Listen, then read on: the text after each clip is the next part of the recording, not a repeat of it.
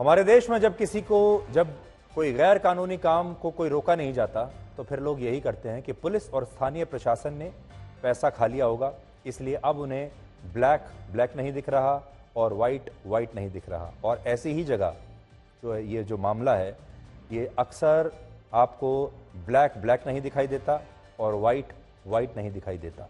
इसलिए आज ब्लैक और वाइट में ये मामला हम आपके सामने लेकर आए हैं।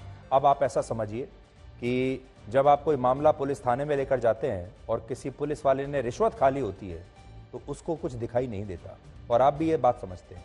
इसी तरीके से जब मीडिया अगर रिश्वत ले ले और मीडिया ये तय कर ले कि आपके सामने सही तस्वीर पेश नहीं करनी है, तो फिर मीडिया ब्लैक को वाइट कहने लगेगा और वाइट को ब्लैक कहने लगेगा।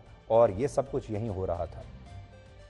इस मामले में भी कुछ यूट्यूब पत्रकारों ने खुद को चीन के हाथों बेच दिया थोड़े से पैसे के लिए, और ये पत्रकार चीन की गोदी में जाकर बैठ गए और उसके गुलाम बन गए। लेकिन बड़ी बात यह है कि बहुत सारे लोग जब भी इन्हें स्वतंत्र पत्रकारिता बताते हुए इनका बचाव करते हैं तो देखिए क्या होता है। और ये पहली बार नहीं हो रहा है। मैं आज आपको बताना चाहता हूं, इसी न्यूज क्लिक की नाम की कंपनी पर 2021 में एनफोर्समेंट डायरेक्टरेट ने रेड की थी इसके दफ्तरों पर और दूसरे ठिकानों पर।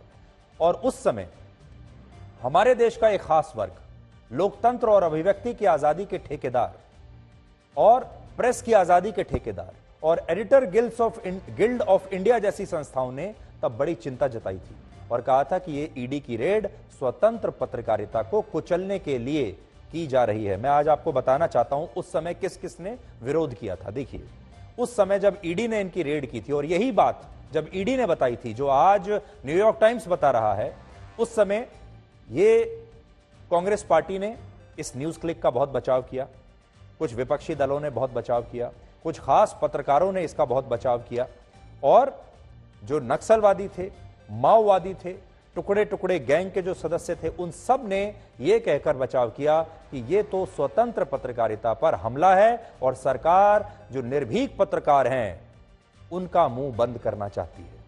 मैं आज एडिटर्स गिल्ड ऑफ इंडिया का एक स्टेटमेंट उसी दिन का लेकर आया हूं जिसमें वो कहते हैं, they are deeply concerned about the raids of the enforcement directorate at the office of the independent news website newsclick.in।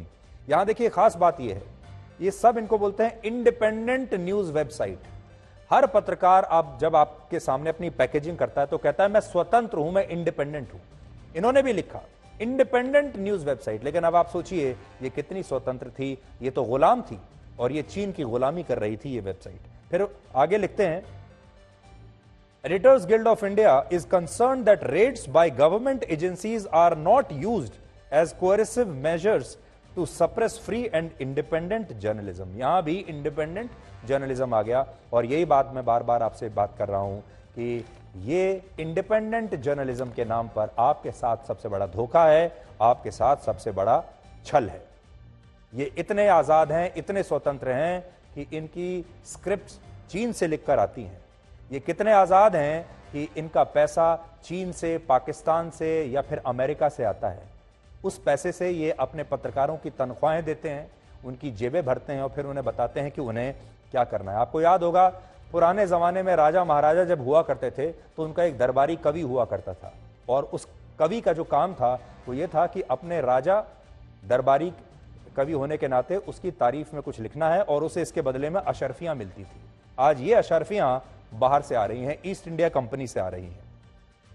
ये बात आज समझने की आवश्यकता है, और हो सकता है बीजेपी को तो हमने देखा इस पर बहुत राजनीति हो रही है, बीजेपी इस पर कांग्रेस पर हमला बोलेगी, कांग्रेस बीजेपी पर हमला बोलेगी। हमारे देश में राजनीति तो हर चीज पर होती है, लेकिन आज हम आपसे बस इतना कहना चाहते हैं, राजनीति, नेता तो राजनीति करते रहेंगे, लेकिन ये भारत की पत्रकारिता के लिए एक बहुत ही खतरनाक बात है।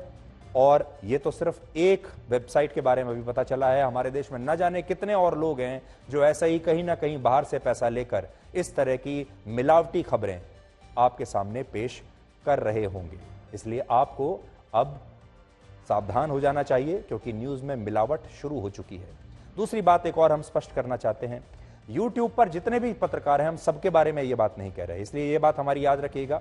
सारे लोग खराब नहीं है। यूट्यूब पर ईमानदार लोग भी हैं, डिजिटल स्पेस में ईमानदार लोग भी हैं, डिजिटल स्पेस में यूट्यूब पर ऐसे पत्रकार भी हैं जो बहुत ईमानदारी से बिना किसी से पैसा लिए, जिनकी रीढ़ की हड्डी सीधी है, वो भी काम कर रहे हैं। लेकिन जब इस तरह के जो पत्रकार हैं जो 40 लाख 45 लाख रुपए में अपनी आत्मा को बेच देते हैं, उसकी वजह से सब लोग बदनाम होते हैं।